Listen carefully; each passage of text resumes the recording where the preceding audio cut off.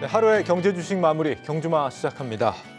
김정은 국무위원장의 이 잦은 전쟁 언급이 허세가 아닐 수 있다. 북한 문제에 대한 이 정통한 미국의 전문가들이 이런 경고를 내놨습니다. 물론 뭐 당장 전쟁이 벌어질 것처럼 우리가 걱정할 만한 문제는 아니겠습니다만 한미일과 북중러 이 신냉전 체제가 갈수록 심화된다라는 거는 분명 좀 세계 경제에 또 다른 악재가 될 수 있겠죠.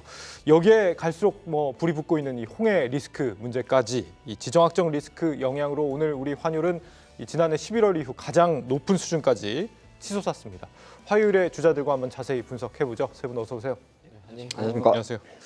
꼭 그런 건 아닙니다만 이 환율과 주가는 반비례 관계에 있다는 게 일반적인 통설인데 2,500이 결국 깨졌습니다 오늘. 네.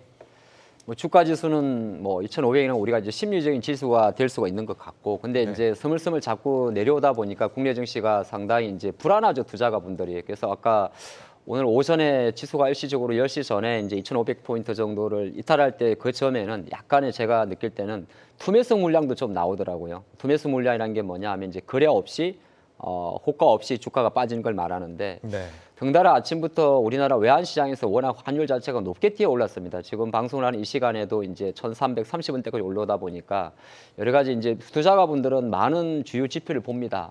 미국의 국채 수익률도 볼 수 있고 유가의 변동성도 보는데, 가장 한국 주식에 참여하는 투자분들이 가장 바로 밑으로 삼는 게 환율이거든요. 그러니까 환율이 튀어 오르게 되면 실제적으로 일단 액션 자체는 뭔가 있다고 생각을 합니다. 거기서 북한에 도발이 있을 수도 있고 여러 가지 변수가 있는데, 네. 그러다 보니까 시장 흐름 자체는 상당히 좀 불안한 장이었다, 그렇게 볼 수가 있고, 근데 이것 자체가 연속성으로 보기에는 여러 가지 변수가 좀 남아 있습니다. 남아 있고 1월 이후부터 이어져 왔던 국내 증시의 체력 약화, 그건 우리나라 시가총액에서 아무래도 반도체와 배터리가 많이 포진돼 있다 보니까 지수가 약한 상태에서 계속 내려오는 어떤 약세 흐름도 좀 있고요. 여기에 이제 기관들의 매도가 어떤 전초부터 어떤 작정을 하고 들어왔는지는 우리가 사후에 알 수 있겠지만은, 국민연금이나 투신이 계속 주식을 매도하는 관점에서 또 외국인 투자가들은 주식을 많이 갖고 있지 않겠습니까? 그러면 선물 포지션에서 매도로 해지를 해야 되거든요. 네. 그러한 이슈가 있다 보니까 증시가 연일 반등을 좀 하지 못하고 있는데,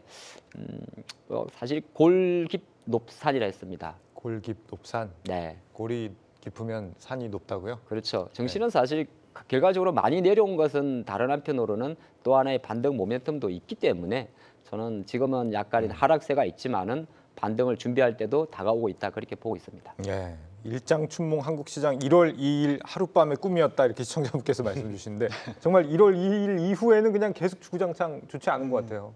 네, 그러니까 지난해 이제 코스피가 코스닥보다는 더 잘 많이 올랐고요. 네. 그러니까 오늘 장중 하락이, 그러니까 241선 장중에 딱 찍고서 이제 아랫골에 달고 반등 나온 게 대략 한 그 상승폭의 절반을 반납을 한 거고, 그리고 코스닥 같은 경우에는 그 61선 반대로, 그러니까 코스닥이 60선 찍고서 이제 반등이 좀 나왔다. 네. 보시면 되겠는데, 저는 이제 오늘 코스피 같은 경우는 과매도가 좀 나온 게 아니었나라는 생각이 좀 들거든요. 네. 이제 그 양시장 마찬가지로 이제 저점, 그러니까 우리 심리적으로 저점 구간인데 노이즈가 좀 워낙 많기 때문에 이제 지난해 이제 상승을 이끌었던 금리 인하에 대한 기대감, 특히 3월 금리 인하설이 강했는데 여기에 대한 그 기대감을 좀 꺾는, 약화시키는 움직임이고, 그리고 2차 전지도 그렇고 반도체도 지금 원인 효과가 좀 나오고 있는데, 네. 그 배터리 쪽은 그 기대감이 상당히 낮은 상태에서의 효과가 나왔고, 반도체 쪽은 그래도 선방을 하겠다 싶었는데 역시나 세코가 나왔기 때문에 이제 시가총액 상위 종목들 위주로는 지금 힘을 못 쓰는 형태고요.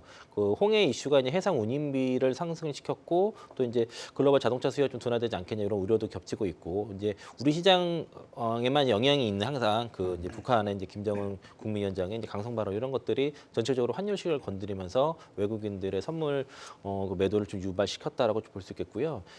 일단은 그 환율이 1,330원을 넘어가게 되면은 시장 반등은 좀 일단 어려운 거고, 이게 네. 좀 안정이 돼야 될 거라고 좀 개인적으로 보고 있습니다. 네. 시청자 베란다님이 산이 높았으니까 골이 깊다, 이렇게 말씀 주시는데 우리 하창봉 대표님은 그래도 골이 깊었으니까 산이 높다, 이렇게 말씀하시고, 산을 봐야 됩니까, 골을 봐야 됩니까 지금? 일단은 지금 상황에서는 산의 정점에서 이제 골로 어느 정도까지 와 있는지를 좀 음. 보셔야 될 것 같기는 한데 네. 일단은 어제 같은 경우 앞서 이제 우리 이채원 부장님께서 말씀하셨던 것처럼 이제 지지에 대한 포인트들이 좀 만들어졌습니다. 그래서 오늘 기술적인 반등이 됐든 어떤 식으로든 이제 움직이기를 좀 원했었는데 뭐 그와 반대로 시장이 좀 움직였던 것 같습니다. 앞서 말씀하셨던 것처럼 전반적으로 국내 증시를 끌어올릴 수 있을 만한 모멘텀들이 순차적으로 놓고 봤을 때 거의 안 나오고 있어요. 일단은 뭐 기본적으로 FOMC 의사로 좀 보셔야 될 것 같은데 거기서 네. 뭐 다행스럽게 뭔가 이제 2024년도 금리 인하에 대한 명문화를 좀 시켜줬다라고 하게 되면은 그나마 이제 시장은 그러한 부분들에 대한 기대감들을 가지고 움직여줄 수 있었는데 그런 부분들이 전혀 안 나왔었고요. 그리고 이제 삼성전자에 대한 실적 부분들이 상당히 조금 뼈 아프지 않았나라고 생각을 하고 있습니다. 뭐 물론 이제 삼성전자에 대한 실적 자체에 대한 눈높이가 높았었던 부분들도 없지 않아 있을 수는 있겠지만 네. 그래도 향후 2024년도 1분기에 대한 실적을 좀 이어갈 수 있는 4, 4분기 실적들이 좀 나아졌어야 되는데 그런 부분들을 좀 충족을 시켜주지 못했었고요. 그리고 그런 부분들이 시장이 좀 흔들리다 보니까 오늘 뭐 관련된 종목군들 보시면 아시겠지만 반도체 중소형 소부장 관련 종목군들도 일단은 어느 정도 좀 무너지는 그런 모습들을 좀 보여줬는데 그러한 부분들에 대한 영향력이 아닐까라는 생각이 좀 들고요. 네. 그리고 이제 어젯밤에 미증시가 안 열렸습니다. 그리고 이제 오늘 밤 이제 열릴 텐데 미증시도 마찬가지로 특징적인 부분들을 좀 보시면 아시겠지만 다우, S&P 500, 나스닥 같은 경우가 지금 한 3거래일, 4거래일 정도 상단에서 머물러 있습니다. 그렇다고 하면 올라갈 수 있을 만한 모멘텀들을 미증시에서 찾아나지 못한다라고 하게 되면은 미증시도 마찬가지로 열기를 좀 식힐 가능성이 상당히 높지 않겠느냐는 말씀드릴 수가 있을 것 같고 그리고 애틀랜타 라파엘 보스틱 애틀랜타 연준 위원 자체도 지금 어제 발언하는 내용들을 좀 보시게 되면은 1분기, 2분기보다는 오히려 2024년도 3분기에 금리 인하에 대한 가능성들에 대해서 내비치는 상황들이기 때문에 실질적으로 지금과 같이 시장에 조정이 나왔었을 때 조정이 마무리가 되고 올라갈 수 있는 모멘텀들이 사실은 금리 인하에서 찾아야 되거든요. 그러니까 금리 인하 11월 달과 12월 달을 기준으로 해서 금리 인하에 대한 가능성들을 가지고 지금 끌어올린 상황들인데 네. 그거에 준하는 그거에 상응하는 뭔가 스토리들이 이어지지 못하는 시장이 우리나라 국내 증시를 좀 발목을 잡는 게 아닌가라는 생각이 좀 들고 뭐 정말 울고 싶은데 뺨을 때린다라고 해야 될지는 모르겠지만 또 지정학적 리스크 뭐 우리나라를 포함해가지고 뭐 옆나라 중국과 대만과의 스토리들 그다음에 이제 후티 지역도 마찬가지고요. 여전히 로우 리스크는 계속 지속이 되고 있는 상황들이기 때문에 어떻게 보면 2024년도가 글로벌 뭔가 이제 선거의 해이기도 하지만 2024년도가 또 글로벌 지정학적 리스크야 또 해가 되는 게 아닌가라는 네. 우려감들이 시장에 좀 반영이 되고 있는 상황들이어서 올라갈 수 있는 모멘텀들을 찾는 거는 단기간에 좀 많이 빠진 거 말고는 네. 찾기가 좀 쉽지 않은 그런 형국에 좀 놓여 있다라고 말씀 좀 드리도록 하겠습니다. 하 대표님, 네. 지금 뭐 골이 아니라 절벽에서 떨어졌어요. 골 찾다가 골로 갑니다. 뭐 시청자분들이 지금 골 산매경에 빠져 계신데 아마 지금 상당 기간 조정을 받은 상황에서 지금 또 다시 조정을 받은 거기 때문에 굉장히 좀 타격이 심리적으로 좀 크다는 생각이 들거든요. 지금 상황에서 많이 떨어졌으니까 이제는 오르겠지 이렇게 좀 가볍게 생각하면 안 되는 상황인가요, 지금? 그렇죠. 우리가 이제 노멀하게 봤을 때 이제 많이 내려왔으니까 올라갈 수 있지 않겠냐 그렇게 말씀을 좀 드리는 건데, 근데 제가 왜 그렇게 좀 긍정적으로 말씀을 드렸냐 하면 어느 정도 약간 언더슈팅의 어떤 힘이 좀 있다고 이야기 드리는 거는 사실 지수가 생각보다 빨리 밀렸거든요. 그러니까 삼성전자의 뭐 삼성전자 하이닉스의 약세도 있습니다만은 2차 전지 시가총액 여전히 시가총액의 상당 부분을 차지하고 있는 2차 전지 관련주까지 쭉 빠져 있는 상황이고. 네. 또 장기적으로 놓고 보면 코스피 같은 경우는 예를 들어서 뭐 삼성바이오로직스라든지 현대차라든지 이 정도로 내려갈 건 아닌데 그러니까 국내 증시가 여기저기에서 너무 눈치를 많이 보는 거죠. 저는 이렇게 보고 있습니다. 이거는 분명히 연초부터 어떤 시장에 들어와 있는 메이저 수급 자체는 초반에 어느 정도 고평가로 평가했을 수가 있어요. 우리가 이제 표면적으로 살을 붙일 때 뭐 금리 인하의 속도가 둔화되지 않겠느냐, 반도체나 2차 전지의 수출 자체가 저연되지 않겠냐 이렇게 이야기하는데 가만히 놓고 보면 데이터가 바뀐 건 없습니다. 지난 12월 데이터에서 이미 자동차는 자동차대로, 배터리는 배터리대로, 반도체는 반도체대로 선박조는 다 좋게 나왔었거든요. 그러니까 연초에 나와 있는 국내 증시의 어떤 디커플링 장세인데 이 국내 증시의 디커플링 장세는 제가 생각할 때는 역시나 중국에 있습니다. 그래서 글로벌 증시 기준으로 1월 달에 가장 많이 빠진 뭐 G20국가 중에 하나가 중국과 홍콩인데요. 오늘도 놓고 보면 중국 본토는 선방을 합니다만 홍콩 항생 같은 경우는 많이 빠져버립니다. 네. 그는 왜 그러냐? 홍콩 항생은 외국인 투자가들이 본토보다는 핸들링하기가 쉬워요. 근데 이건 뭐 여러 가지 복합적인 관계가 없잖아 섞여 있겠죠. 그래서 지금 같은 경우는 뭐 대형주대로 오늘 보시면 아마 HBM 관련주도 많이 밀렸을 거예요. 그 잘 버티는 한미 반도체까지 급하게 빠지지 않습니까? 네. 그래서 1월 제가 판단할 때는 한 1월 중순 오늘이 벌써 중순이군요. 일정 부분 이제 하락의 각도 자체는 조금 완화된다고 보는 거고 여기서 이제 V자 반등이 나오기 위해서는 두 가지가 올라가야 됩니다. 지수가 올라가야 종목이 따라가지 않겠어요? 네. 하나가 반도체고 하나가 배터리인데 지금 둘 다 퀘스천 마크를 던져놨지 않습니까? 네. 그러면 골이 깊었으니까 산이 높은 건 아니고 골이 깊었으니까 어느 정도 이제 산을 향한 반등을 좀 준비한다. 그렇게 보는 게 좋을 것 같습니다. 미국도 이제는 뭐 시장이 좀 안전하지 않다라는 예상들도 있는 것 같고 테슬라 보니까 주가가 연초에 계속 좋지가 않더라고요.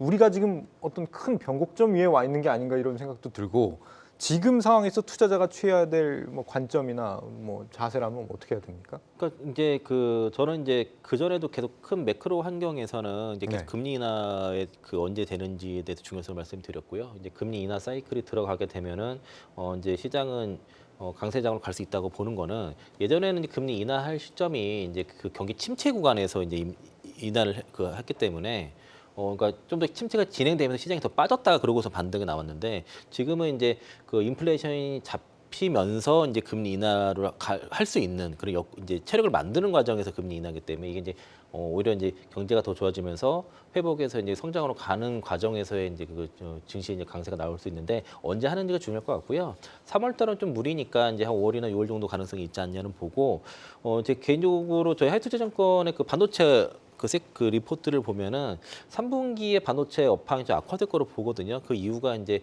글로벌 경기 선행 지수들이 이제 꺾이거나 꺾일 예정이기 때문에 이게 보통 6개월을 선행하는 측면이 있어서 네. 그러면은 그러면 3분기 때 전체적으로 그 반도체 업황이 안 좋다는 얘기는 전체적으로 경기가 좀 안 좋을 수 있기 때문에 보통 연준이 금리를 인하할 때 선행 쪽으로도 인하를 하거든요. 네. 예전에 옐런 의장 당시에도 경기가 앞으로 안 좋을 거라고 예상했기 때문에 선제적으로 미리 금리 인하를 한다. 이렇게 취합했을 때는 여전히 3월에 대한 금리 인하의 가능성이 없어진 건 아닌 것 같고 늦어도 5월, 6월은 할 거라고 보기 때문에 네. 올해 상반기보다는 하반기에 증시가 더 좋을 것이고 내년부터는 확실히 금리 인하 사이클로 완전히 들어가서 올해 하반기부터 내년까지는 강세장을 가기 위한 지금 어떤 소위 말해서 뭐 물량 설계라든가 좀 눌리는 구간, 쉬어가는 구간으로 좀 보시면 좋을 것 같고요. 그리고 우리 시장 같은 경우에 그 종목 구성들이 성장주 위주거든요.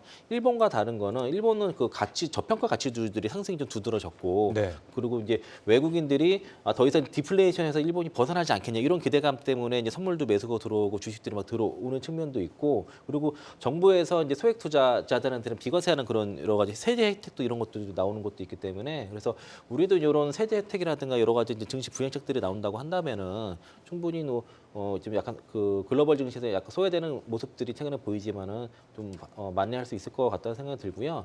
당장 이제 그 환율 리스크나 이런 것들이 항상 그 길게 가는 이슈들은 아니라고 봐서 지금 어쨌든 낙폭 과매도 좀 그런 구간에 든 상태이기 때문에 어쨌든 지금 구간에 잘 인내하시는 게 전 좋다라고 보고 있습니다. 북한 김정은 국방위원장이 지금 대남 강경 발언을 계속 퍼붓고 있잖아요. 그동안은 사실 북한이 뭐 미사일을 쏴도 사실 시장이 별로 반응이 없었는데 예. 지금은 조금 뭐 상황이 좀 다르다고 봐야 될지. 일단은 이게 우리나라만이 가지고 있는 지정학적 리스크, 그러니까 전 세계가 우리나라를 그러니까 우리나라 한반도를 제외하고 나서 전반적으로 이제 평화 무드가 진행이 되는 과정에서 이제 뭐 북한발 리스크가 좀 불거졌었을 때 사실은 우리나라는 이미 뭐 학습 효과가 돼 있는 상황들이고요. 그리고 이제 일시적으로 외국계 자금 자체가 일시적으로 흔들리는 그러한 이제 양상들을 좀 보여주는 경우들은 있었지만 지금과 같이 이렇게까지 화두가 되면서 진행되는 경우는 흔치 않았었거든요. 그렇다고 되면 이게 거의 뭐 어떻게 보면은 이제 전 세계적인 뭔가 지정학적 리스크에 편승해가지고 리스크 요인에 대한 편승해가지고 이제 우리나라 증시도 영향을 좀 받는 모습들이고요. 그리고 또 아이러니하게도 지금 대만 총통 선거가 끝난 지가 며칠 안 됐습니다. 네. 거기서 지금 나오고 있는 부분들이 일단은 뭐 친미 성향의 민진당이 지금 당선이 돼가지고 연임이 좀 이어지고 있습니다. 그렇다고 네. 하게 되면 중국도 마찬가지로 바로 당선이 되자마자 여러 언론들을 통해 가지고 여러 가지 보도 자료라든지 굉장히 좀 민감한 사항들, 그런 무력 항쟁이라든지 무력 전쟁이라든지 이런 부분들에 대한 표현들을 되게 거침없이 쓰는 상황들이기 때문에 시장에서는 어찌됐든 국내도 마찬가지로 그 영향권 안에 있는 상황이지 않습니까? 그러다 보니까 뭐 일정 부분에 대한 발언 부분들 이러한 부분들이 나오면서 우리나라 증시에도 영향을 좀 미쳤었고요. 그리고 이제 김정은의 이제 생각들을 좀 고민을 하셔야 될 것 같은데 일단은 김정은도 마찬가지로 지금 북한 경제를 살리기 위해서 여러 가지 방안을 세워야 되는 상황들인데 그 전까지의 흐름들을 한번 놓고 보시게 되면 김정은이 어떠한 액션을 취해도 거기에 반응하는 글로벌 정부가 없었어요. 네. 그런 측면에서 놓고 봤었을 때 김정은 입장에서는 지금 이 시점 자체가 굉장히 자기가 뭔가 취할 수 있는 뭔가 얻을 수 있는 그 시기로 보는 게 아닌가라는 생각이 좀 들고요. 그 시기를 지금으로 놓고 보다 보니까 기존에 보여줬었던 그런 발언 수위보다는 굉장히 좀 세게 발언을 하는 게 아닌가라고 저는 생각을 하고 있습니다. 네. 네. 북한이 도발한다고 방산주가 가거나 뭐 그러지도 않았던 것 같은데 오늘 보니까 뭐 중소형주 중심으로 좀 움직임이 있던데요, 하 대표님? 네, 뭐 우리 시장에서 하는 이야기가 있습니다. 방산주가 움직이면 환율을 튀고 있구나. 방산주가 움직이면 북한이 동해상으로 미사일 도발했다든지 북한의 이슈가 나왔구나 그렇게 볼 수 있을 것 같은데 사실 이거는 일시적으로 근데 외환 시장에서는 상당히 민감하게 반응을 합니다. 우리나라가 다른 것보다 뭐 실질적으로 움직인 건 아닙니다만은 연초기 때문에 상당히 김정은도 강경 발언을 펼칠 수밖에 없는 상황이겠죠. 네. 보니까 세 가지 정도 이야기했더라고요. 주적 논란, 예, 대한민국은 주적이다. 그리고 대남기구 폐지. 대남기구 폐지는 대부분 보면 뭐 금강산 관광개발구 그런 건데 어느 정도 지금 유명무실한 기구가 되는 거고 하지만 또 NLL 북방 한계선에 대해서 뭐 침범하면 공격하겠다 그런 내용들인데 이런 이슈가 있다 보니까 시장에서 움직이는 뭐 관련 우리가 이거는 방산 테마주라고 보통 이야기할 수도 있습니다만은 전쟁 테마주로도 이야기를 합니다. 좀 작은 기업들이 좀 움직이는데 그만큼 시장 자체는 이제 엎친 데 겹친 격의 이런 이슈가 근데 투자 심리를 좀 우인하는 모습이 되는 거고 또 항상 연초는 아닙니다만은 지금 조금 전에 최영동 대표가 이야기하신 대로 올해가 선거해다 보니까 다각도로 이러한 이슈가 충분히 나올 수 있는 이슈가 되긴 됩니다. 근데 연속성에 대해서는 우리가 뭐 또 방심해도 안 됩니다만은 뭐 이것 자체가 장을 누른다고 보지는 않습니다. 제가 잠깐 시장 이야기를 조금 놓고 보면 시장을 아까 이야기하다가 삼성전자가 어느 정도 주가가 다시 7만 5천 원 돼서 견인을 하든 아니면 다른 여타가 필요한데 삼성전자의 하나의 D-Day가 하나 있습니다. 그는 바로 1월 26일인데요. 1월 26일 날 삼성전자 이재용 부회장의 공판이 열리거든요. 이게 작년 20일에 검찰은 이재용 부회장이 다시 5년을 구형을 했기 때문에 다시 재판부가 이거를 5년 구형을 그대로 확정을 할지 또 우리가 법조계에서 많이 나오는 사모 법칙으로 갈지 사모 법칙이라는 건 이제 보통 보면 3년 구형에 5년 집행유예로 풀려나는 걸 말하는 거죠. 그러다 보니까 시장에서도 아직까지는 이제 그러한 리스크까지도 시장에서는 염두하고 보면 어떨까 생각도 좀 해봤습니다. 그래서 그렇다고 해서 뭐 1월 26일까지 장이 이제 뭐 약하냐 그걸 말한 게 아니라 장이 약한 이유를 여거저기를 생각을 해보니까 그런 것이 좀 겹쳐졌다 보는 거고 북한발 이 불확실성은 일단은 제일 먼저 우리가 확인할 부분은 환율 시장의 변동성이기 때문에 뭐 아무런 일도 안 생긴다고 단언하는 것도 전쟁 리스크에 대해서 너무 아이들 할 수 있는 거고 계속 신경은 좀 쓰지만은 지나치게 주식 투자 관점에서는 아까 여도에 말씀드린 대로 방산 관련 전쟁 관련주에 대한 투자라보다는 매매는 상당히 생각보다 오래 가지 않았다 그렇게 보는 게 어떨까 싶습니다. 전 세계적으로 좀 지정학적 리스크가 확산되니까 이제는 방산주를 좀 모아가 보자 이런 판단은 조금 섣부르다는 생각이 드네요. 그러니까 아까 이제 방산주가 아니라 전쟁 관련주라고 말씀하셨잖아요. 그 네. 표현이 정확한 것 같고요. 그러니까 빅텍 같은 경우 대표적으로 움직이는데 빅텍은 뭐 인버스 3배짜리라는 얘기도 있을 정도로 정확히 이제 우리 그 지수랑 반대로 움직이는 그런 모습이고 코스피 지수랑 빅텍 차트를 딱 비교하면 데칼코맨입니다. 그냥 완전히 반대로 그냥 딱 움직이기 때문에 그래서 이제 만약 시장이 반등 나면 그런 종목들은 또 부러지거든요. 그래서 이제 뭐 뭐 자신 있으신 분들은 모르겠지만은 쉽게 접근할 건 아닌 것 같고 차라리 이제 현금 들고 있거나 아니면 이제 종목 들고선 시장 반등 나오는 거 기다리는 게 더 맞겠다라고 말씀드리겠고요. 오늘 이제 시장에서 강했던 종목들을 보면은 에코프로 머티라든가 LNF 이런 것처럼 이제 그 패시브 자금, 패시브 수급에 관련된 종목들은 그래도 잘 버텼고 그리고 네. 이제 그 방산 관련해서 특히 전쟁 테마에 관련된 종목들은 또 강했던 모습이 전형적으로 시장이 약한 것을 좀 보여주는 모습이라고 그렇게 보시면 될 것 같고요. 이제 실적이 발표가 이제 4분기 실적 발표된 종목들 있지 않습니까? 네. 그런 종목들은 어쨌든 4분기 쇼크에 대한 것들을 벗어났으니까 그런 종목들은 위주로 보셔도 좋을 것 같다라고 의견 드리겠습니다. 지금 중동 쪽에서도 이란이 이스라엘 첩보시설 파괴했다 이런 소식도 들리는데 여기도 뭐 그렇게 짧게 끝날 소식 같지는 않아 보이는데 어떻게 보세요? 일단 뭐 우리가 뭐 되게 감히 뭐 예상을 하겠는지에 대해서는 좀 고민을 좀 하고 있는 상황들이긴 한데 생각보다는 쉽게 끝날 것 같지는 않아요. 물론 이제 오늘 저희가 방송 들어오기 전에 속보를 통해 가지고 홍해에서 수에즈 운항 이제 세척이 이제 운항 재개했다라는 뭐 내용들이 좀 나오고 있기는 하긴 하지만 네. 일단은 뭐 그런 부분들을 배제하더라도 여전히 뭐 크고 작은 뭔가 이제 충돌이라든지 무력 분쟁이라든지 이런 부분들은 좀 감안을 좀 하셔야 되는 게 맞지 않나라는 생각이 좀 들고요. 아무래도 이제 이런 것들 자체가 끝나질 않다 보니까 뭐 앞서서 우리 이창호 부장님께서 말씀하셨던 것처럼 전체적으로 이제 트레이딩에 좀 이제 국한돼 있는 종목군들에 대한 변동성들이 좀 굉장히 좀 크게 진행이 되고 있지 않나라는 생각이 좀 들고요. 그리고 방산주도 그렇고 그리고 전쟁 관련된 테마주들도 그렇고 공통적인 사항들이 좀 있습니다. 그러니까 11월 달하고 12월 달 같은 경우는 그런 종목들 전혀 신경 안 썼거든요, 시장에서. 그런데 최근에 주가에 대한 반등을 치고 올라오는 종목군들의 대부분들이 11월 달과 12월 달에 주가가 움직이지 않았던 섹터군들이 지금 순환매가 돌면서 진행이 되고 있는 상황들이기 때문에 사실은 이 부분은 뭐 투자에 대한 개념보다는 현재 지금 매크로 주변에 있는 이슈들과 이벤트들에 반영하는 수급의 이동이라고 보시는 게 현 시점에서는 가장 현명하지 않겠느냐라는 말씀드릴 수가 있을 것 같고요. 대신에 이제 변동성이라든지 이런 부분들 그리고 오늘 아마 여러 종목들을 보신 분들도 많으시겠지만 잠깐 동안 한 5분, 10분 사이에 주가가 크게 상승을 하고 나서 그 이후에 주가가 다시 원상태로 돌아오는 종목군들도 상당히 좀 많은 상황이거든요. 그만큼 시장에서 여러 가지 이제 매크로 상황이라든지 전반적으로 지수를 끌어올릴 수 있는, 그러니까 한 방향으로 끌고 갈 수 있는 에너지 자체가 좀 부족하다 보니까 시장에서의 머니 부부가 굉장히 좀 빠르게 좀 진행이 되고 있다 정도로 이해를 하시는 게 좀 맞지 않겠느냐 말씀 좀 드리도록 하겠습니다. 사실 불과 몇 년 전만 해도 전 세계가 저는 평화로웠던 걸로 기억을 하는데 그러니까요. 왜 이렇게 올해 작년과 올해 들어서 이렇게 시끄럽냐? 뭐 사실은 약간 정치 지도자들의 어떤 지배력을 과시하기 위한 부분, 지배력을 유지하기 위한 부분 이런 부분이 있었을 거라고 봅니다. 이런 지정학적 균열이 그러면은 세계 경제에 앞으로 어떻게 영향을 미칠 것이냐, 좀 뉴 노멀이 오는 거냐 뭐 이런 얘기들 있잖아요. 어떤 예상을 하고 계신 거예요? 이스라엘 하마스 같은 경우에는 이게 이제 그 확전되긴 좀 어려운 지정학적 위치에 있거든요. 그러니까 이란과 이스라엘 하마스 지역 가가 전쟁하기에는 이제 물리적으로 이동할 수가 없는 거기 때문에 이게 그 안에서만 국한될 것 같고 또 미국도 그걸 원해서 그 정도 안에서 컨트롤하는 것 같고요.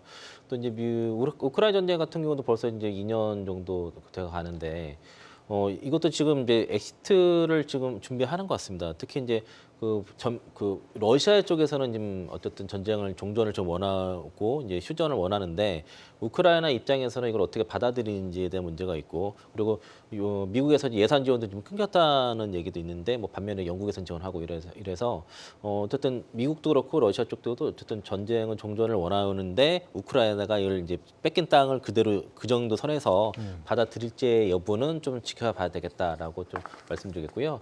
한반도 내에서는 전쟁에 대한 우려는 상당히 뭐 얘기는 있겠지만은 이제 그런 우려로 계속 될 거지만 실제 전쟁으로 가기에는 좀 뭐 소위 말해서 북한이 도발해 전쟁한다 그러면은 사실 뭐 미국이 북한 소멸로 이렇게 갈 수도 있는 이슈이기 때문에 뭐 네. 그럴 것 같지 않지만 우리 증시 입장에서는 항상 이게 계속 노지가 되고 또 시장의 하락 요인이 될 수밖에 없다라고 좀 생각이 들고요.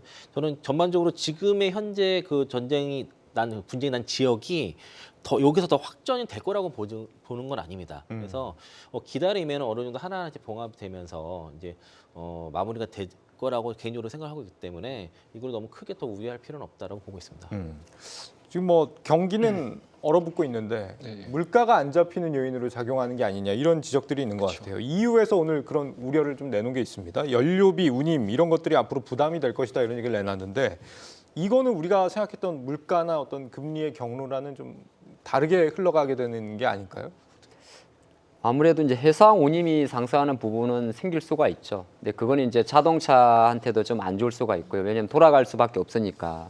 근데 이제 아까 말씀드린 마찬가지 이게 장기전으로 가냐 국지전으로 끝나냐의 문제입니다. 근데 이건 이제 러시아와 우크라이나의 전쟁은 국가 대 국가의 전쟁이었고요. 네. 지금 같은 경우는 국가 대 국가라는 명칭이 조금 애매합니다. 이슬람 단체 IS도 그렇고 이란 혁명수비대 또는 뭐 하마스 이렇기 때문에 아직은 뭐 국가 대 국가보다는 그냥 어떤 단체 대 단체 대 전쟁으로 좀 볼 수가 있기 때문에 거기까지는 염두는 하고 있는데 실제적으로 아직까지 확산되는 분위기는 아니고 시장에서 지금 잠깐 중동 이슈 때문에 나오는 뭐 물류 관련 기업이나 운임 관련 기업들의 변동성 같은 경우는 워낙 그게 이제 운임이라는 것 자체도 결정적으로는 우리가 코로나 때 겪어본 것처럼 일시적으로 공급망과 관련이 있거든요. 근데 공급망 같은 경우는 또 쉽게 해소가 되기 때문에 뭐 우리가 운임의 상승에 따른 인플레이션 우려라든지 원자재 가격에 대한 상승은 기준점을 좀 잡고 보시면 좋을 것 같아요. 해상 운임은 실제로 계속 올라가고 있었습니다.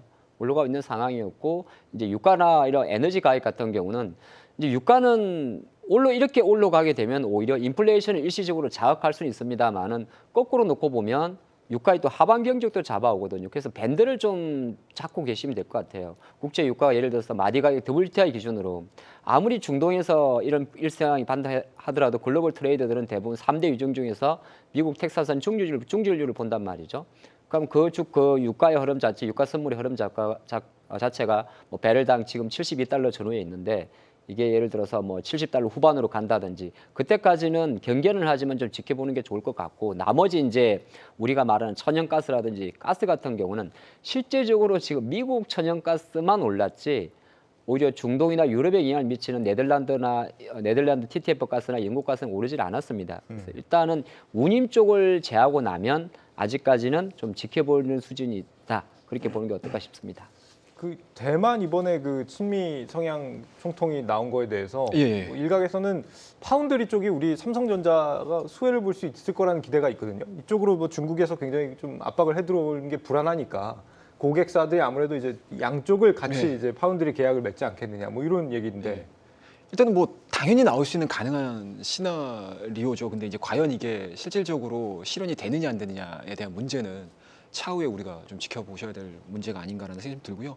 일단은 뭐 그런 내용들이 가장 좀 첫 번째로 나왔던 부분은 아무래도 이제 뭐 무력 침공이라든지 이러한 스토리가 좀 가능성이 좀 있다 보니까 일단은 뭐 공장에 대한 이원화를 시키겠다라는 스토리인데 일단은 뭐 저는 개인적으로는 그렇게 크게 과연 이제 우리나라에 뭐 삼성전자라든지 SK 하이닉스의 뭔가 수혜가 될 수 있을 것인가에 대해서는 사실 의문부로 좀 붙이고 있는 상황입니다. 어째서요? 일단은 대만 같은 경우가 그러니까 중국이 대만의 수출 통계를 좀 보시게 되면은 2010년도 기준으로 해서 보시게 되면 3위였거든요, 대만이. 네. 근데 작년도 11월 달을 기준으로 수출 데이터를 좀 보시게 되면 중국이 대만한테 수입을 하는 그 수입 금액 자체가 1위로 올라섰습니다.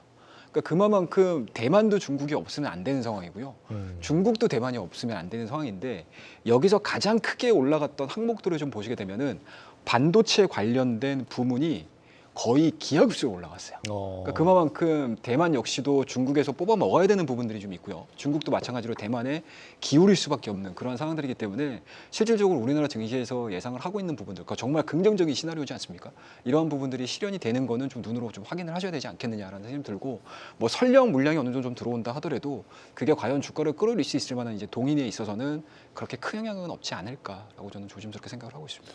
그럼 저 지정학적 리스크라는 게 그 각 나라의 입장에 따라서 다를 거라 생각이 들거든요. 네. 그러니까 이제 중국에서의 지정학적 리스크가 과연 이제 대만에서 전쟁이 지정학적 리스크인 거냐라는 저는 의문이 좀 있고요. 만약에 파운드리를 이제 그 한국에 이제 뭐 삼성전자라 이렇게 맡겼을 경우에 미국과 동맹국인 한국에 맡기는 게 그게 더 지정학적 리스크가 중국 입장에서 큰 게 아닌가라는 생각이 좀 들어서 저 이원화하는 거는 현실적이지 않다고 생각을 하고 있고 또 하나가 이제 파운드리가 제가 얼마 전에 들은 얘기가 그 신뢰 산업이라고 그러더라고요. 그래서 이제 보통 이제 당장 수율이 안 나오거나 문제가 있더라도 물량은 믿고 맡겨줘야지 그래야지 수율도 잡히고 그 이제 그 효율성도 올라간다고 생산성도 올라간다고 그렇게 들어서 예를 들면 TSMC가 애플의 팁을 받았는데 수율이 당장 나오지 않더라도 애플이 TSMC 그동안 했던 걸 믿고서 물량을 밀어주면은 그게 수율이 잡히고 성능이 나온다는 것이죠. 그런데 잠깐 뭐 TSMC가 뭐 캐파가 부족하거나 좀 못한다고 해서 이걸 다시 삼성전자한테 밀어주는 이런 거는 파운드리 산업의 특성상 쉽지 않다는 거고요. 일단 이원화보다도 믿고선 물량을 밀어주는 게 핵심이다. 신뢰 산업이 핵심이기 때문에 삼성전자가 앞으로 그 특히 이제 미국 업체들 그 고객사들한테 물량을 많이 받기 위해서는 이 신뢰 회복을 해야 되는데 그동안 삼성전자가 이제 그 수요를 잡기 위해서 칩의 성능을 떨어뜨리는 그런 일들이 지금 반복되다 보니까 예. 지금 고객사들이 지금 현재 삼성전자 쪽에 파운드리 쪽에 신뢰가 지금 많이 안 되고 있어서 지금 미국 쪽, 그러니까 북미 쪽 고객사들이 수주가 안 되고 있고요. 대부분 지금 중국 고객들 위주로 뭐 비트코인이라든가 이제 저성능 칩에 대한 수주 위주로 들고 있어서 아마 아까 저 말씀 그 시장에서 얘기하고는 지정학적 리스크에 따라서 TSMC랑 삼성전자가 파운드 쪽으로 나눠 가질 수 있다. 요거는 좀 현실적이지 않다라고 보고 있습니다. 실현 가능성이 좀 낮다고. 저도 생각이 비슷한데 네. 그러니까 우리가 그런 게 있어요. 주식을 하다 보면 쓸데없는 데 집중을 합니다. 다른 나라의 선거가 바뀌면 제일 주목하는 건 뭐냐면 정권이 바뀔 때입니다. 근데 지금 대만 같은 경우는 기존의 연임이잖아요. 그러니까 민진당이 그대로 여당으로 간 거의 특징이고 또 하나가 여기서 우리가 삼성이 수에 이렇게 나올 필요가 없다고 하는 게 뭐냐면 TSMC는 전 세계 파운드리 시장의 50% 이상의 점유율을 갖고 있습니다. 그러니까 이 50% 이상의 점유율은 대통령이 누가 되든 정권이 어디가 되든 바뀌질 않는 거거든요. 그리고 TSMC도 최근 3년간의 현 민주당 체제에서도 공급망 다변화를 진행을 하고 있습니다. 언제까지 미국에만 갈 수는 없는 거고 그러다 네. 보니까 일본이랑도 계속 제휴를 하죠. 그래서 시장 일각에서 아주 원론적인 관점에서 아마 선거 전후에 많은 분석적인 데이터가 나왔을 거예요. 국민당이 되고 민진당이 되고 삼성인데 이건 너무 인실적인 거고 가장 중요한 거는 삼성이 생각보다 TSMC를 근데 사실 따라잡을 수가 없어요. 말을 하다 보니 그런데 어떻게 50%를 따라 뭐 잡으면 좋겠지만은 그러니까 저는 그렇게 보는 거거든요. 삼성은 우리가 파운드리 합니다만은 메모리 반도체와 비메모리 반도체의 가장 결정적인 흐름은 자본 집약적이냐 기술 집약적이냐의 싸움입니다. 우리나라는 자본 집약적과 기술 집약적으로 메모리 시장에서 글로벌 50%를 가지고 있는 거고 지금 시장에서 이야기하는 AI, 자율주행 모든 것이 대변되는 비메모리 반도체 파운드리 쪽 같은 경우는 TSMC가 계속적으로 기술 집약적으로 다품종 소량 생산했기 때문에 가는 그림이거든요. 그래서 저는 계속 이게 투자하다 보면 자꾸 나누다 보면 어려워요. 그래서 뭐 단정할 필요는 없는데 우리 이창훈 부장님 말씀하신 대로 이 수율 개선과 칩 성능의 어떤 문제점은 삼성은 계속적으로 풀어가지 않겠느냐 그렇게 보는 게 어떨까 싶습니다. 네. 뭐 기본적으로 이 세 분 다 반도체에 대해서는 전부터 이렇게 별로 좋은 뷰를 안 갖고 계시기 때문에 그거는 좀 우리가 감안을 하고 봐야 될 것 같긴 한데 뭐 어쨌거나 세 분의 말씀이 뭐 일리가 있는 말씀이신 것 같습니다. 요즘 뭐 반도체도 어렵습니다만 2차 전지주들 예전 같지가 않습니다. LG 에너지 솔루션 장중에 40만 원 아래로 내려가기도 했고 삼성 SDI도 지금 기력을 못 찾고 있고요. 이거는 왜 부장님 말씀해 주시겠어요? 왜 그러니까, 요즘 어떤 상황입니까? 그러니까 지금 배터리 가격은 이제 그 LG 엔솔에서 3분기 이제 실적 발표할 때도 이제 올해 1분기까지 이제 그 배터리 가격이 떨어질 거라고 얘기를 해왔고요. 그러니까 우리가 이제 2025년도에 이제 전기차 대중화 시대, 이제 대량 생산 시대에 가면서 고성장은 예고가 되어 있는데 그 슬라우 다운된 건 사실입니다. 이게 이제 계기가 지난해 이제 10월달에 그 미국의 UAW 파업을 전후로 해서 이제 이게 좀 바뀌었어요 상황이요. 네. 그러니까 9월까지만 해도 GM 같은 경우가 LG 엔솔에다가 있는 물량을 다 달라고 그렇게 요구를 했었는데 10월달에 딱 가니까 좀 슬로우 다운을 좀 했습니다. 그래서 시장에서 그 업계에서 얘기 제가 들은 거는 LG 에너지 솔루션이 2025년도에 기존의 그 기대는 한 4배에서 5배 정도 성장하는 걸 기대했는데 지금 한 2~3배 정도 성장을 하는 걸로 이렇게 좀 기대치 좀 낮춰야 된다라고 좀 보고 있고 그렇게 되면은 이제 2025년도는 큰 폭의 성장은 되지만 적어도 2024년도 상반기 정도는 좀 성장이 좀 그러니까 성장세가 좀 둔화되고 좀 플랫 그 바닥을 가는 그런 모습이 예상이 되고요.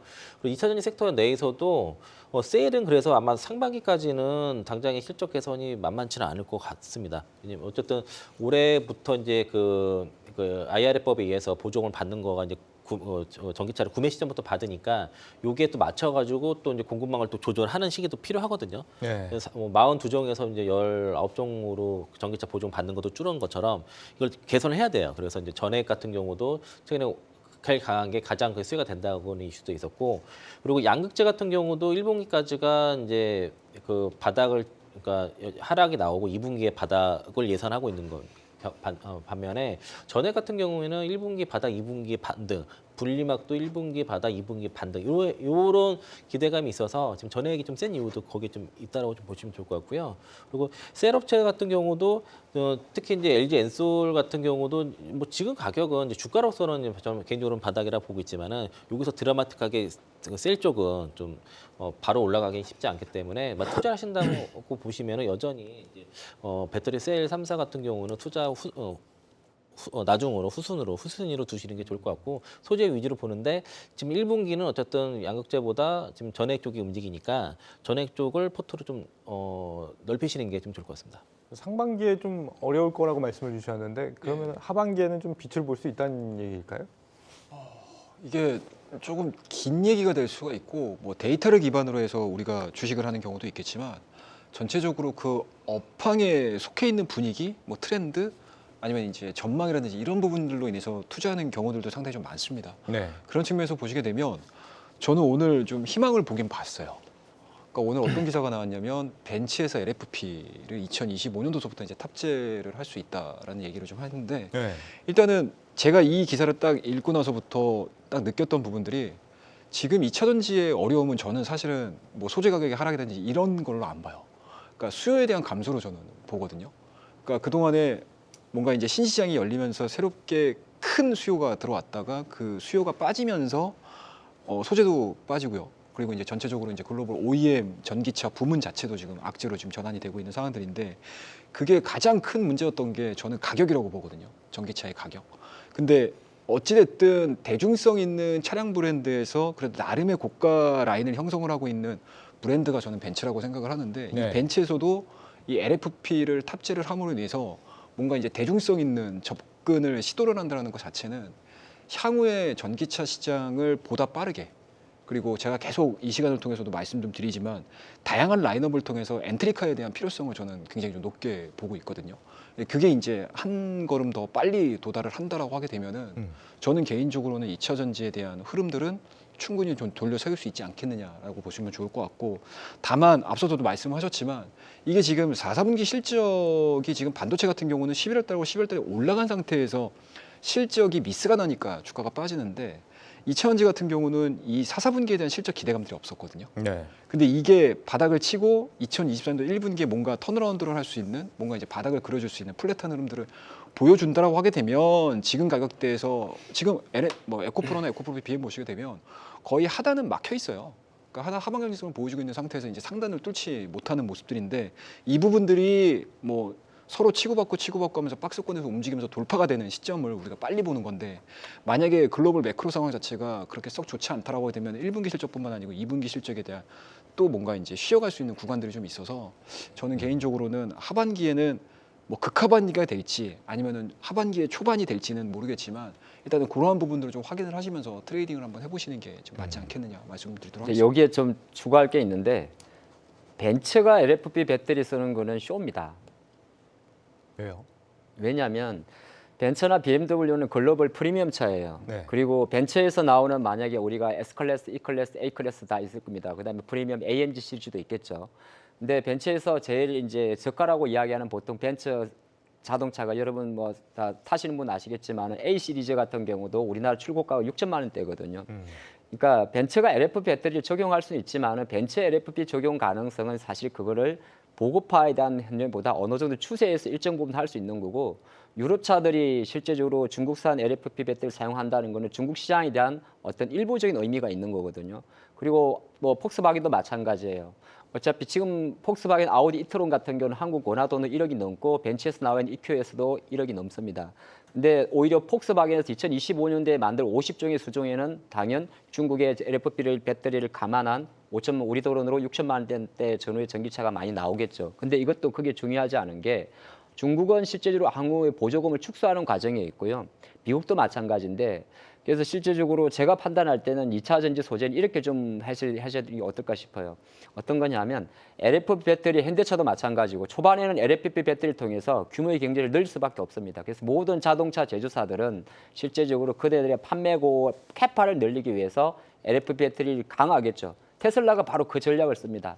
모델 Y 같은 경우 중국에서 판매 생산할 때 LF 중국산 배터리를 넣게 되는 거죠. 그러면서 절대 파이를 키우는 거거든요. 근데 우리나라 입장에서 놓고 봤을 때는 삼원계가 많은데 이게 시간이 지나고 나면 시장은 3천만 원짜리 차는 나올 리가 없지만 벤츠에서 예를 들면 그렇습니다. 3천만 원짜리 배터리를 차를 타다가 시간이 지나면 다시 원래로 돌아갑니다. 그래서 초반에는 저번 변화 때문에 자동차 제조사들이 어느 정도 원가 부담을 좀 낮춰서 가격 착시 효과로 저가의 전기차를 많이 출시하겠지만은 일정 부분 그게 시간이 쌓이게 되게 되면 개청화가 되는 겁니다. 그래서 개청화되기 때문에 배터리 투자하시는 분들은 지금 그런 게 포인트잖아요. 이게 시장에서 나오는 한국의 배터리의 점유율이 떨어졌다. 우리가 떨어진 게 아니고요. 중국이 잘 나간 겁니다. CATL과 BYD가 절대 파이 커진 거고 우리는 뭐가 중요한 거냐면 배터리 3사가 전년 대비해서 전체 절대적인 배터리의 캐파 자체가 늘어난 게 중요한 거고 2024년도에 3년도에 글로벌이 1,400만 대의 전기차를 팔았다면 전년 대비해서 40% 성장한 건데 올해 24년도에 2천만 대를 팔았다면 600만 대를 더 팔았는데 퍼센티지로 놓고 보면 파는 속도가 더딘 거거든요. 예, 그렇게 좀 보시면 좋을 것 같다는 생각을 해봤습니다. 예. 그 이제 우리는 뭐 NCM이든 LF 배터리 이런 것도 구분을 잘 하는데 실제 소비자들은 LF 배터리든 뭐 NCM 3원계 배터리 구분을 잘 안 하거든요. 그냥 뭐 테슬라를 보고 사는 거지. 거기에 LF 배터리가 들어갔는지 NCM 뭐 3원계 배터리 들어갔는지를 사실 잘 안 따지고 7천만 원짜리가 5천만 원짜리 나왔네. 그러면 싸네. 이런 관점에서 이렇게 구매하는 경우들이 많이 있는데 이게 데이터 쌓여야 됩니다. 실제로 그 비아드의 전기차 같은 경우가 이제 2년, 3년 된 차들이 막 나오는데 이게 배터리 성능이 한 16% 정도 떨어졌다는 데이터가 나왔어요. 근데 3원계 811 같은 경우에는 2년, 3년 타도 한 3% 정도 떨어지는데 이게 이제 감가상각이 이제 LF 배터리를 장착한 차들은 굉장히 떨어지고요. 네. 실제 이제 중국의 그 시애틀의 그 LF 배터리 장착한 그 벤츠 EQS 같은 경우에는 2억 1천이 나왔던 차가 지금 중국에서 9천만 원에 지금 팔릴 정도로 그러니까 1세대 지금 전기차들의 감가상각이 굉장히 큰데 그게 이제 LF 배터리는 더 심하다. 이게 이제 당장에 구매 당시에는 싸지만은 이게 실제로 중고라든가 갔을 때는 감가상각이 더 심한 쪽이 그런 거라서 이거는 이제 시간이 어느 정도 지나게 되면은 데이터가 쌓이게 되면은 소비자들이 알아서 현명하게 판단할 것으로 생각이 들고요. 그리고 이제 NCM 이제 뭐 그 NCMA라든가 NCM 구반방으로 가게 되면은 적어도 이제 5천만 원대 전기차가 현재의 내연기관에 이제 뭐 수억 대 슈퍼카보다 더 좋은 출력의 그런 차들을 구매할 수가 있고 그리고 저는 이번에 기아에서 만든 그 PBV 요거에 대해서 되게 주목을 하는 게요. 앞으로는 전기차로 가게 되면은 V2L은 기본으로 장착이 되면서 공간의 혁명으로 가게 되거든요. 지금은 단순히 운송 수단이 아니라 지금보다 그 안에서 여러 가지 오피스라든가 여러 형태였어요. 공간을 쓸 수 있는 그런 형태의 이제 우리가 하루에 운전하는 거는 한두 시간이지만은 주차하고 머무는 시간은 그 20시간 이상이니까 그거를 활용할 수 있는 그런 생활의 혁명이 앞으로 전기차 시대는 올 거기 때문에 지금의 이제 전기차에 단순하게 뭐 LF 배터리가 뭐 장착이 싸다 뭐 이런 관점이 아니라 이거는 소비자들이 이제 알아서 더 좋은 제품을 선택하는 시대가 이제 앞으로 올 거라서 그게 본격적으로 시작되는 해가 바로 2025년도라고 보고 있고 네. 기아의 PBV도 2025년부터 양산이 된다라고 말씀드리겠습니다. 네. 지금 이제 8분 남았으니까요. 근데 질문은 굉장히 많이 쌓여 있거든요. 좀 또 짧게 좀 부탁드릴게요. LNF가 적자가 지금 2천억이 나왔는데도 오늘 강한 상승 흐름을 보였잖아요. 이거는 뭐 어떻게 해석을 해야 됩니다? 뭐 이것도 이제 오늘 패락계 종목 중에 하나지 않나 싶고요. 네. 거래소 이전 상장 심사 결과가 이번 달에 나올 거라고 예상을 하기 때문에 어제 시간에 5% 빠졌을 때 장 막판에는 사모펀드 자금이 없었는데 끝나고 나니까 4만 5천 주가 잡힌 거 보고서 네. 아침에 이거 잡아야 되는구나 싶었는데 너무 빨리 올라가서 추가를 못했습니다. 그래서 이제 오늘 45만 주를 사모펀드에 담았던 게 그런 영향이 있지 않았나 싶고 그리고 많이들 기다렸던 것 같습니다. 이제 4분기 실적 뻔히 안 좋으니까 이거 실적 발표해서 그걸 빠진 걸 기다렸다가 사자라는 게 어차피 거래소 이전하게 되면은 기관들 물량 채워야 되니까 그래서 그걸 타이밍상 기다렸던 게 아닌가라는 그런 의심을 하고 있고요. 이렇게 네. 되면은 LF라든가 세로닉스 같은 경우에는 코스피 이전 상장 확정되고 그 전날이나 전전날 정도 올라갔을 때 이벤트 드리븐 전략으로 해서 그때 정도에 정리하시면 될 것 같습니다. 알겠습니다. 바이오가 확실히 올해 좀 주목을 받는다라는 생각이 드는 게 예. 어제 OCI에 이어서 오늘은 지금 오리온이 레고캠 바이오 인수한다 이 얘기 예. 나왔잖아요. 그런데 주가를 보면 양쪽 다 실망감이 좀 가득한 주가였어요. 그렇죠. 네. 일단 오리온 주주라고 생각을 해보시면 나는 분명히 과자를 사 먹으려고 네. 갔는데 약을 주네요. 이러면 그렇죠. 기분이 나쁘시겠어요? 안 나쁘시겠어요? 아니 뭐 기분이 나쁠 것까지 있을까? 그러니까 뭔가 뭐 가능성이 보이면 되는 거 아닙니까? 자기의 목적과는 완전히 상반된 스토리들이 가버리는 거지 않습니까? 네. 그런 측면에서 놓고 봤을 때 시장에서 좋게 평가를 안 하는 것 같아요. 그러니까 이게 시장 분위기를 좀 보시는 게 가장 좋을 것 같아요. 만약에 이 똑같은 이슈가 11월 달이나 12월 달에 나왔다고 생각을 해보십시오. 그럼 주가 올랐을걸요? 근데 지금 같은 경우는 어찌됐든지 간에 금리 인하에 대한 스토리들 자체가 지금 꺾여 있는 상황이다 보니까 시장이 네. 굉장히 좀 매매를 할 수 있는 심리적인 부분들이 위축이 돼 있다 보니까 이거를 좋은 쪽으로 해석을 하는 게 아니고 안 좋은 쪽으로 해석을 하는 거고요. 뭐 물론 이제 오리온이 뭐 현금성 자산이 없는 회사는 아닙니다. 하지만 그동안에 잘 캐시플로우가 잘 돌아가고 있는 회사가 언제 임상이 끝날지도 모르는 이 레고캠 바이오를 매수를 해가지고 네. 천문학적인 돈이 뭐 다음 분기에도 들어갈 수도 있고 내년에도 또 들어갈 수도 있고 이런 상황에 직면을 했다라고 하게 되면 투자자들 입장에서는 반길 수 있을 만한 이슈보다는 오히려 내가 이 종목을 매도를 하고 다른 뭔가 내수 관련된 종목이라든지 뭔가 이제 음식료 업종으로 넘어가야 되는 게 아닌가라고 생각을 할 수 있을 정도로 그런 분위기가 조금 좀 반영이 된 주가 흐름들이 좀 아닌가 하는 그런 생각을 가지고 있습니다. 이 레고캠 바이오가 표적 항암제 같은 거 개발하는 기술을 갖고 있는 거잖아요, 그죠? 네, ADC 항체죠. 네. 이거랑 오리온이 합쳐지면 뭐가 나올 수 있는 거예요? 지금 당장은 안 나옵니다. 네. 지금 당장 왜냐하면 레고캠 바이오 국내 최고의 이제 ADC 업체긴 합니다만 실적 자체가 아직 잡히는 건 아니죠. 그건 아닌데, 근데 사실 오리온 회사 입장에서 놓고 봤을 때는 오리온이 과거 이제 수건 사업을 푸는 거예요. 작년 11월 달에도 동일하게 오리온은 제약 바이오 회사에 눈독을 들인다는 기사 릴리스가 많이 나왔었고, 이제 오늘 갑자기 레고캠 바이오가 이제 어제 나오다 보니까 시장에서는 조금 당황할 수가 있긴 있습니다. 근데 이제 주가가 반응한 걸 놓고 보면 세론 성택의 레고캠 바이오, 그러니까 이제 주가 좀 내려갔겠죠. 근데 오리온의 주가가 급락한 거는 조금 전에 말씀하신 대로 세 가지 정도로 추정할 수 있습니다. 일단 음식료 업종의 상대적인 매력도가 뭐냐면 실적이 잘 나오는 저평가 종목이라는 건데 거기에 대한 매력도가 떨어집니다. 시장에서는 지금 빠르면 2분기부터 레고캠 바이오의 실적을 반영한다고 해요. 그러면 오리온을 투자하는 투자가 규진 좀 애매해지는 겁니다. 음식료 애널리스트가 실제적으로 음식료 업종에 대한 밸류를 평가해서 들어갔는데 오리온이 만약에 여기서 연결로 잡혀버리면 그게 손실로 잡힌다는 거죠. 그러면 실적 밸류가 내려가니까 EPS가 내려갈 수밖에 없는 거고, 두 번째는 뭐냐면 과연 오리온이라는 회사가 가자 음료 회사에서 다른 것도 하는데 이게 이제 시장에서 캐치 마크를 던질 수가 있어요. 오늘의 생각은 좋은데 이게 음식료 하던하고 바이오하고 이게 좀 애매하다는 거죠. 예. 그렇다고 또 바이오 시밀러도 아니고, 예. 약간 이런 해에 대한 불확실성이 있는 거고, 세 번째는 기관들도 똑같은 투자 생각을 할 겁니다. 일단은 회사의 원래로 보면 좋겠습니다만은 밸류 관점에서의 혼돈 자체가 약간의 이제 캐치 마크를 던졌기 때문에 주가는 단기적으로 이렇게 반응한다 보는 거고, 이게 사실이 좀 다른 거예요. 우리 주주 입장하고 오너 입장하고 또 다른 거거든요. 거기에 따라 혼선에 대한 차익 매물이 성격이 좀 컸지 않나 그리 볼 수가 있을 것 같습니다. 좀 긍정적인 얘기를 좀 그냥 드리자면은 네. 레고캠 바이오 입장에서는 이게 이제 그 보통 우선 상한주가 아니라 그냥 보통주로 좀 들어왔기 때문에 네. 이게 이제 매물이 나올 물량은 아니라는 거죠. 그리고 이제 레고캠 입장에서는 이제 신약 뭐 5개 정도 이렇게 임상을 앞으로 할 건데 여기에 대한 자금을 이제 마련할 수 있었고, 또 이제 그 지분이 약해요. 대주주가 이제 8% 수준밖에 없기 때문에 25% 정도 지분을 가질 수 있는 그런 이제 주주를 찾았는데 그게 오리온이 적합했다는 것이고요.